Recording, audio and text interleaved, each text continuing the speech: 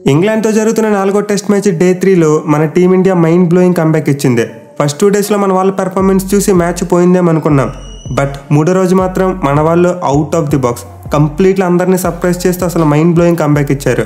ముందు బ్యాట్తో మన lower order batsmen అద్భుతంగా బ్యాటింగ్ చేస్తే ఆ తర్వాత బౌలర్స్ ఇంగ్లాండ్ బ్యాట్స్మెన్కు చుక్కలు చూపించారు. ఈవెన్ డే ఎండింగ్లో చూసుకున్న టార్గెట్ చేసింగ్లో మన ఓపెనర్స్ చాలా మంచి క్విక్ స్టార్ట్ ఇచ్చారు. సో డే 3 అయితే కంప్లీట్లీ మన టీమిండియాదే, ఎక్కడ కూడా ఇంగ్లాండ్ టీంకు ఛాన్స్ ఇవ్వలేదు. మరీ ముఖ్యంగా మనం మాట్లాడుకోవాల్సింది మన టీమిండియా యొక్క లోయర్ ఆర్డర్ బ్యాటింగ్ గురించే. అసలు ఏమన్నా బ్యాటింగ్ చేశారా భయ్య? నిజంగా నేనైతే అస్సలు ఎక్స్పెక్ట్ చేయలేదు. ఇన్ఫాక్ట్ డే ఎండ్ అయిన తర్వాత అశ్విన్ కూడా చెప్పాడు ఇంటర్వ్యూలో, మేమైతే డ్రెస్సింగ్ రూమ్లో ఒక 70 రన్స్ డెఫిషియట్ ఉన్నా చాలా ఆనందంగా తీసుకునే వాళ్ళమని చెప్పాడు. బట్ మన లోయర్ ఆర్డర్ బ్యాట్స్మెన్ ఏకంగా 134 పరుగుల తేడాను 46 పరుగులకు తీసుకొచ్చారు. నిజంగా ఇదైతే mind blowing batting.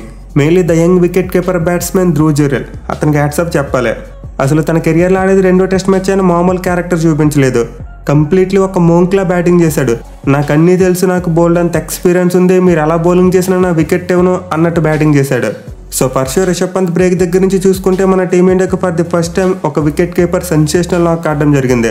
Mainly Kuldeep Yadav out అయిపోయిన తర్వాత ఆకాశ్దీప్తో ఒక పార్ట్నర్షిప్ నెలకొల్పాడు. ఆ పార్ట్నర్షిప్లో అతని బ్యాటింగ్ అయితే మైండ్ బ్లోయింగ్. సో ఈ రోజైతే 219 పరుగుల ఓవర్నెట్ స్కోర్తో బరిలో దిగిన మన టీమిండియాకు చాలా మంచి స్టార్ట్ వచ్చింది. నేను ఎలా అయితే ధ్రువ్ జురెల్ మరి కుల్దీప్ యాదవ్ ఇద్దరు చాలా కంట్రోల్తో బ్యాటింగ్ చేశారు. డే 3 స్టార్టింగ్లో కూడా అదే చేశారు. ఎక్కడా కూడా ఎక్కువగా ఏమీ ట్రై చేయకుండా స్ట్రైక్ రొటేట్ చేస్తూ స్కోర్ బోర్డ్ని నెమ్మదిగా ముందుకు తీసుకెళ్లారు. సో వీళ్ళిద్దరు పార్ట్నర్షిప్ చూసుకుంటే 8వ వికెట్కు 76 పరుగులు జోడించారు. అది కూడా 202 బాల్స్ ఆడే. అంటే వీళ్ళిద్దరు ఆల్మోస్ట్ 35 ఓవర్ల పాటు ఇంగ్లాండ్ టీంకు వికెట్ అవ్వకుండా బ్యాటింగ్ చేశారు. ఇన్ఫాక్ట్ వాళ్ళ పార్ట్నర్షిప్లో ఒక ఇంట్రెస్టింగ్ థింగ్ ఏంటంటే కుల్దీప్ యాదవ్ అతను ఏకంగా 131 బాల్స్ ఆడి 28 రన్స్ చేశాడు. సో మన వాళ్ళ ఇన్నింగ్స్లో చూసుకుంటే ధ్రువ్ జురెల్ తర్వాత ఎక్కువ బాల్స్ ఆడిన బ్యాట్స్మెన్ అతను ఒక్కడే. మిగతా మన టాప్ ఆర్డర్ బ్యాట్స్మెన్ చూసుకున్నా, మిడిల్ ఆర్డర్ బ్యాట్స్మెన్ చూసుకున్నా ఎవరు కూడా ఇన్ని బాల్స్ ఆడలేదు. సో ఫర్ షూర్ వీళ్ళిద్దరు పార్ట్నర్షిప్ అయితే చాలా కాలం గుర్తుండిపోయే పార్ట్నర్షిప్. లైక్ ఒకప్పుడు సిడ్నీలో హనుమ విహారీ మరి అశ్విన్ పార్ట్నర్షిప్, అలాగే గాబా టెస్ట్లో షార్దుల్ ఠాకూర్ మరియు వాషింగ్టన్ సుందర్ పార్ట్నర్షిప్, ఇలా కొన్ని ఐకానిక్ పార్ట్నర్షిప్స్ ఉన్నాయని చెప్పుకుంటాం చూడండి. అలాంటి పార్ట్నర్షిప్స్లో ఇది కూడా ఖచ్చితంగా ఉంటుంది. బట్ ఎనివే ధ్రువ్ జురెల్ యొక్క అసలైన power game Kuldeep Yadav wicket పడిన తర్వాత వచ్చింది. ఎప్పుడైతే అతను ఆకాశ్దీప్తో కలిసి పార్ట్నర్షిప్ని బిల్డ్ చేయడం మొదలు పెట్టాడో తను చాలా అగ్రెసివ్ రూట్ తీసుకుని బ్యాటింగ్ చేశాడు. ఎట్విల్ క్రీజ్లో నిలబడి 6ర్లు మరియు 4లు కొట్టాడు. మెయిన్లీ అతని గేమ్ అవేర్నెస్, ఏ బౌలర్ని టార్గెట్ చేస్తే రన్స్ వస్తే ఆ బౌలర్ని కొట్టాడు. అలాగే ఏ బాల్కి పెద్ద షాట్స్ ఆడితే రిస్క్ లేకుండా రన్స్ వస్తే అలాంటి బాల్ని పిక్ చేసుకుని కొట్టాడు. సో చాలా ఎంగేజ్లో పెద్దగా ఎక్స్పీరియన్స్ లేని ధ్రువ్ జురెల్ అయితే నిజంగా ఒక మైండ్ బ్లోయింగ్ నాక్ ఆడాడని చెప్పుకోవాలి. ఇన్ఫాక్ట్ నేను అడిగితే అతను కొట్టిన 90 రన్స్ సెంచరీ కంటే ఎక్కువ. ఎందుకంటే అతను ఆడిన ఇన్నింగ్స్ ఏదైతే ఉందో అది కంప్లీట్లీ మూమెంటంని మార్చేసింది. మన టీమ్ స్కోర్ ఎప్పుడైతే 300 మార్క్ దాటిందో మన వాళ్ళ డ్రెస్సింగ్ రూమ్లో స్పిరిట్స్ అనేవి గట్టిగా పైకి లేచాయి. నిజంగా అసలు ఎవరు ఎక్స్పెక్ట్ చేయలేదు మన టీమిండియా 300 దాటుతుందని చెప్పి. 280 వచ్చినా సరే పండగ చేసుకుందామన్నట్టు ఉన్నారు మన వాళ్ళంతా. బట్ ధ్రువ్ జురెల్ అయితే ఏకంగా 300 మార్కును దాటించేశాడు. సో ధ్రువ్ జురెల్ ఇన్నింగ్స్ వల్ల వచ్చిన పాజిటివ్ మూమెంటం ఏదైతే ఉందో అది మన వాళ్ళ బౌలింగ్లో కూడా కనిపించింది. మెయిన్లీ ముందు చెప్పినట్టు కుల్దీప్ యాదవ్ అవుట్ అయిపోయిన తర్వాత అతను చేసిన బ్యాటింగ్ నిజంగా వండర్ఫుల్. ఆకాశ్దీప్తో కలిసి 40 పరుగుల పార్ట్నర్షిప్ నెలకొల్పాడు. ఈవెన్ సిరాజ్తో కూడా లాస్ట్ వికెట్కు 14 పరుగుల పార్ట్నర్షిప్ నెలకొల్పాడు. సో మన టీమిండియాకి అయితే లాస్ట్ 3 వికెట్స్ కలిపి 130 పరుగుల పార్ట్నర్షిప్ వచ్చింది. లాస్ట్ 3 వికెట్స్కు మన వాళ్ళు 130 పరుగులు యాడ్ చేశారు. ఒకవేళ మన lower order batsmen 130 runs add చేసి ఉండకపోతే మన టీం ఖచ్చితంగా ఓడిపోయే సిచ్యువేషన్లోకి వెళ్ళిపోతున్నాం. సో యాజ్ ఏ వికెట్ కీపర్గా ధ్రువ్ జురెల్ కొట్టిన 90 రన్స్ అయితే చాలా కాలం గుర్తుండిపోబోతుంది. ఇన్ఫాక్ట్ అతను 50 కొట్టిన తర్వాత తన తండ్రికి సెల్యూట్ చేశాడు. సో ధ్రువ్ జురెల్ ఫాదర్ మన ఇండియన్ ఆర్మీలో సోల్జర్గా పనిచేశారు. ఇన్ఫాక్ట్ పాకిస్తాన్తో జరిగిన కార్గిల్ వార్లో కూడా ఆయన ఒక సైనికుడు. సో తన తండ్రి ఎలా అయితే యుద్ధభూమిలో పోరాట పటిమ చూపించి నిలబడ్డాడో ఈరోజు ధ్రువ్ జురెల్ కూడా మన టీమిండియా కష్టాల్లో ఉన్నప్పుడు ఒక అద్భుతమైన ఇన్నింగ్స్ ఆడాడు. అండ్ అతను తన ఫస్ట్ 50 కొట్టిన తర్వాత సెల్యూట్ చేసి తన ఫాదర్కి అంకితం చేయడం నిజంగా ఈ రోజు మ్యాచ్కి హైలైట్. సో మన టీమిండియా ఈ రోజు మార్నింగ్ సెషన్లో చాలా అద్భుతంగా బ్యాటింగ్ చేసింది. 3 వికెట్లు కోల్పోయినప్పటికీ 88 పరుగులు చేయగలిగారు. మెయిన్లీ మన టీమ్ స్కోర్ ముందు చెప్పుకున్నట్టు 300 రన్స్ దాటింది. సో మన వాళ్ళైతే ఓవరాల్గా ఫస్ట్ ఇన్నింగ్స్లో 307 పరుగులు చేశారు. దీంతో ఇంగ్లాండ్ టీం యొక్క లీడ్ 134 దగ్గర నుండి 46కి పడిపోయింది. ఇక లంచ్ బ్రేక్ తర్వాత చూసుకుంటే మన వాళ్ళ బాడీ లాంగ్వేజ్ చాలా పాజిటివ్గా కనిపించింది. మెయిన్లీ స్టార్టింగ్లోనే చూసుకుంటే కెప్టెన్ రోహిత్ శర్మ బాల్ను జడేజా మరి అశ్విన్ చేతిలో పెట్టాడు. సో ఇదైతే కొంతవరకు రిస్కీ టాక్టిక్. ఎందుకంటే న్యూ బాల్తో స్పిన్నర్స్ బౌలింగ్ చేసినప్పుడు ఒక్కసారి చాలా రన్స్ వెళ్తాయి. ఇన్ఫాక్ట్ ఈ రోజు చివరిలో ఇంగ్లాండ్ స్పిన్నర్స్ బౌలింగ్ చేసినప్పుడు మనం క్లియర్గా చూసాం మన బ్యాట్స్మెన్ ఉతికారేశారు. బట్ వాళ్ళ స్పిన్నర్స్కి మన స్పిన్నర్స్కి ఉన్న డిఫరెన్స్ ఏంటంటే ఎక్స్పీరియన్స్. సో జడేజా మరి అశ్విన్కు ప్రీవియస్గా న్యూ బాల్తో వేసిన ఎక్స్పీరియన్స్ టన్నుల కొద్దీ ఉంది. అండ్ ఎక్స్పీరియన్స్తో వీళ్ళిద్దరూ మన టీమిండియాకి చాలా మంచి స్టార్ట్ ఇచ్చారు. అఫ్కోర్స్ ఇనిషియల్గా చూసుకుంటే డగ్గెట్ అటాక్ చేశాడు, అలాగే జాక్ క్రాలీ కూడా అటాక్ చేశాడు. మెయిన్లీ జడేజా బౌలింగ్ చేసినప్పుడు అతను బౌలింగ్లో ఎక్కువ బౌండరీస్ కొట్టారు. బట్ ఎప్పుడైతే 5th ఓవర్లో అశ్విన్ వరుస బంతులో డగ్గెట్ మరి హాలీపాప్ను అవుట్ చేశాడో ఒక్కసారిగా మన టీమిండియా గేమ్లోకి వచ్చింది. మరి ముఖ్యంగా ఈరోజు అంపైర్స్ కాల్ మన టీమిండియాకి ఫేవర్లో వచ్చింది. సో మన వాళ్ళ ఫస్ట్ ఇన్నింగ్స్లో చూసుకుంటే ఏకంగా 4 బ్యాట్స్మెన్ అంపైర్స్ కాల్ వాళ్ళు అవుట్ అయ్యారు. అండ్ ఇలా ప్రీవియస్గా ఎప్పుడు కూడా ఒక టెస్ట్ ఇన్నింగ్స్లో జరగలేదు. నలుగురు బ్యాట్స్మెన్ అంపైర్స్ కాల్ వల్ల అవుట్ అవడం అనేది జరగలేదు.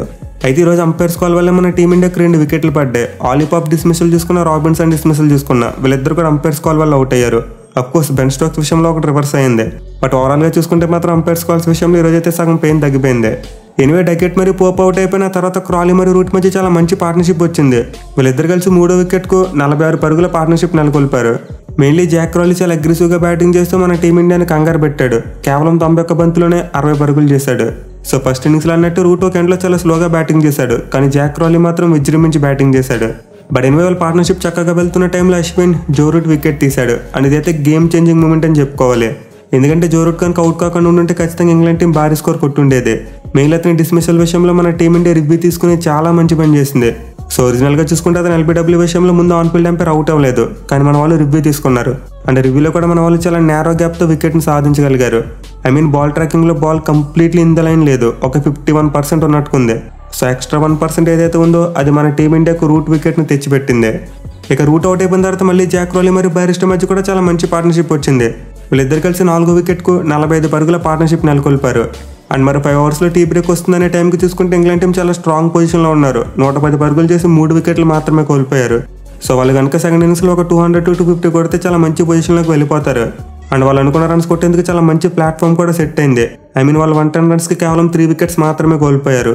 సో ఈ టైంలో మన టీమిండియా కొంతవరకు ట్రబుల్లో ఉన్నట్టే కనిపించింది. But the man Kuldeep Yadav నిజంగా మైండ్ బ్లోయింగ్ స్పెల్ వేశాడు. ఒక్కసారిగా టీ బ్రేక్ ముందు ఇంగ్లాండ్ టీంను షేక్ చేసి పాడేశాడు. క్రీజ్లో సెట్ అయిన జాక్ క్రాలీతో పాటు బెన్ స్టోక్స్ వికెట్లు తీసి మన టీమిండియాను మళ్ళీ గేమ్లోకి తీసుకొచ్చాడు. సో టీ బ్రేక్ ముందు 2 వికెట్స్ పడడం వల్ల మన టీమిండియా మళ్ళీ స్ట్రాంగ్గా గేమ్లోకి వచ్చింది. ఈవెన్ టీ బ్రేక్ తర్వాత చూసుకున్న జానీ బెయిర్స్టో ఫస్ట్ బాల్కి జడేజా బౌలింగ్ అవుట్ అయిపోయాడు. సో 42 బంతులు 30 పరుగులు చేసిన అతనైతే వేగంగానే బ్యాటింగ్ చేస్తున్నాడు. బట్ టీ బ్రేక్ తర్వాత ఫస్ట్ బాల్ని ఆంధ్రస్ డ్రైవ్ చేద్దామని చెప్పి రజత్ పటిడార్కి క్యాచ్ ఇచ్చి అవుట్ అయిపోయాడు. సో వికెట్ అయితే కంప్లీట్లీ ఇంగ్లాండ్ టీంని షల్ మోడ్లో పాడేసింది. ఎందుకంటే ఇప్పుడైతే జానీ బెయిర్స్టో అవుట్ అయ్యాడు, తర్వాత ఇంగ్లాండ్ బౌలర్స్ బ్యాటింగ్ రావడం మొదలుపెట్టారు. అండ్ వాళ్ళని పెట్టుకుని బెన్ ఫోక్స్ పెద్దగా ఏమీ డ్యామేజ్ చేయలేకపోయాడు. ఒక ఎండ్లో నిలబడి చాలాసేపు బ్యాటింగ్ చేసినప్పటికీ స్కోర్ బోర్డ్ మాత్రం ఎక్కడికి కూడా కదలలేదు. ఎందుకంటే the master man Rohit Sharma యొక్క ఫీల్డ్ సెట్టింగ్ చాలా తెలుగుగా రన్స్ లీక్ చేయకుండా ఫీల్డ్ ప్లేస్మెంట్ పెట్టాడు, అలాగే బౌలింగ్ చేంజెస్ కూడా చేశాడు. మెయిన్లీ బెన్ ఫోక్స్ దగ్గర తీసుకుంటే హార్డ్ హిట్టింగ్ గేమ్ లేదు. మన వికెట్ కీపర్ ధ్రువ్ జురేల్ దగ్గర ఉన్నట్టు అతని దగ్గర T20 గేమ్ లేదు. సో జురేల్ అయితే కుల్దీప్ యాదవ్ అవుట్ అయిపోయిన తర్వాత 6లు కొట్టాడు. బట్ బెన్ ఫోక్స్ మాత్రం అది చేయలేకపోయాడు. ఇన్ఫాక్ట్ ఒక 78 ఓవర్స్ ఒకే ఫార్ములాని చూసాం. ప్రతి ఓవర్లో 4th బాల్కి సింగిల్ తీయడం, and then Ben Foakes next ఓవర్లో స్ట్రైక్ రిటర్న్ చేసుకోవడం, ఆల్మోస్ట్ ఇదే జరుగుతూ వచ్చింది. అసలు వాళ్ళు ఓవర్కి 2 పరుగులు చెప్పును కూడా స్కోర్ చేయలేకపోయారు. ఇక చివర్లో అశ్విన్ అయితే మరోసారి ఒక ఓవర్లో 2 వికెట్లు తీసి ఇంగ్లాండ్ టీంను 145 రన్స్ ఆల్అౌట్ చేశాడు. సో 110 పరుగులకు 3 వికెట్లుగా ఉన్న ఇంగ్లాండ్ టీం స్కోర్ 145 వచ్చేసరికి ఆల్అౌట్ అయిపోయింది. అంటే వాళ్ళు in the matter of 35 runs 7 wickets కోల్పోయారు. అండ్ ఇంగ్లాండ్ వాళ్ళ ఈ కొలాప్స్కి మెయిన్ రీజన్ కుల్దీప్ యాదవ్ అని చెప్పుకోవాలి. అతను కంటిన్యూస్గా బాల్ని బేభత్సంగా టర్న్ చేశాడు. అండ్ అశ్విన్ చూసుకున్న ఫర్ ది ఫస్ట్ టైం ఈ సిరీస్లో 5 వికెట్ ఆల్ సాధించాడు.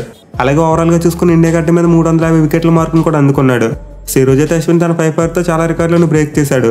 మెయిన్లీ ఇండియా గడ్డ మీద ఎక్కువ వికెట్లు తీసిన బౌలర్ అనిల్ కుంబ్లేని దాటేశాడు. అలాగే 5 వికెట్ హాల్స్ విషయంలో చూసుకున్న 35th 5 వికెట్ హాల్ తీశాడు. అండ్ ఇది మన టీమిండియా తరపున జాయింట్ హైయెస్ట్. అనిల్ కుంబ్లే కూడా 35 5 వికెట్ హాల్స్ తీశాడు. బట్ అతనైతే 120 కంటే ఎక్కువ టెస్ట్ మ్యాచెస్ ఆడితే అశ్విన్ కేవలం 99 టెస్ట్ మ్యాచ్లోనే ఈ ఘనతను సాధించాడు. సో మన బౌలర్స్లో అశ్విన్ 5 వికెట్లు తీస్తే కుల్దీప్ యాదవ్ 4 వికెట్లు తీశాడు. అండ్ వీళ్ళిద్దరు బౌలింగ్ వల్ల ఇంగ్లాండ్ టీం చాలా తొందరగా అవుట్ అయిపోయింది. అండ్ మన టీం టార్గెట్ చూసుకుంటే కేవలం 192 రన్స్ మాత్రమే. సో ఇప్పటివరకు అయితే మన టీం ఇండియా గడ్డ మీద ఎప్పుడు కూడా 200 రన్స్ బిలో టార్గెట్ ఉన్నప్పుడు మ్యాచ్ అనేది ఓడిపోవడం జరగలేదు. 32 సందర్భాల్లో మనకు అపోనెంట్ టీమ్స్ 200 కంటే తక్కువ టార్గెట్ను సెట్ చేశాయి. అండ్ 32 టైమ్స్లో మన వాళ్ళు 29 సార్లు మ్యాచ్ని గెలిచారు, 3 సార్లు డ్రా చేసుకున్నారు. సో ఈ స్టాట్ బట్టి చూసుకుంటే మన వాళ్ళు క్లియర్గా మ్యాచ్ని గెలిచేసినట్టే. ఇన్ఫాక్ట్ మన వాళ్ళ గెలుపుని స్ట్రెంథన్ చేసే విషయం ఏంటంటే మన ఓపెనర్స్ ఇచ్చిన స్టార్ట్ నిజంగా దద్రిల్లిపై స్టార్ట్ ఇచ్చారు. కేవలం 8 ఓవర్స్లోనే వికెట్ నష్టపోకుండా 40 పరుగులు కొట్టారు. మెయిన్లీ రోహిత్ శర్మ అయితే 4 బౌండరీస్ కొట్టాడు. సో మన టీమిండియాకి అయితే ప్రజెంట్ చాలా మంచి స్టార్ట్ వచ్చింది. ఇంకా 152 పరుగులు చేస్తే మ్యాచ్ గెలిచేస్తారు. మెయిన్లీ పిచ్ మీద గత 2 రోజుల్లో చూసుకుంటే మొదటి సెషన్లో బ్యాటింగ్ కొంతవరకు ఈజీగా అనిపించింది. ముందు రోజు జో రూట్ మరియు రాబిన్సన్ బాగానే బ్యాటింగ్ చేశారు. అలాగే రోజు చూసుకుంటే మన టీమిండియా బ్యాటర్స్ కూడా ఫస్ట్ సెషన్లో చాలా బాగా బ్యాటింగ్ చేశారు. సో ఇనీషియల్గా డే స్టార్ట్ అయినప్పుడు ఖచ్చితంగా వికెట్ అనేది బ్యాట్స్మెన్కి ఎంతో కొంత హెల్ప్ చేస్తుంది. దీనివల్ల చాలా ఈజీగా రన్స్ వస్తున్నాయి. అండ్ డే 4లో కూడా ఇది రిపీట్ అయితే మన టీమిండియా టార్గెట్ చేసి చేయడం పెద్ద విషయం ఏమీ కాదు. సో ఓవరాల్గా చూసుకుంటే అయితే మన టీమిండియా డే 3లో కంప్లీట్గా మ్యాచ్ని రివర్స్ చేసేసింది. ఇంగ్లాండ్ చేతిలో ఉందనుకున్న మ్యాచ్ మన వాళ్ళు చాలా అనూహ్యంగా మలుపు తిప్పారు. చూడాలి మరి రేపు మన వాళ్ళు టార్గెట్ని ఎంత ఫాస్ట్గా చేసి చేస్తారనేదే.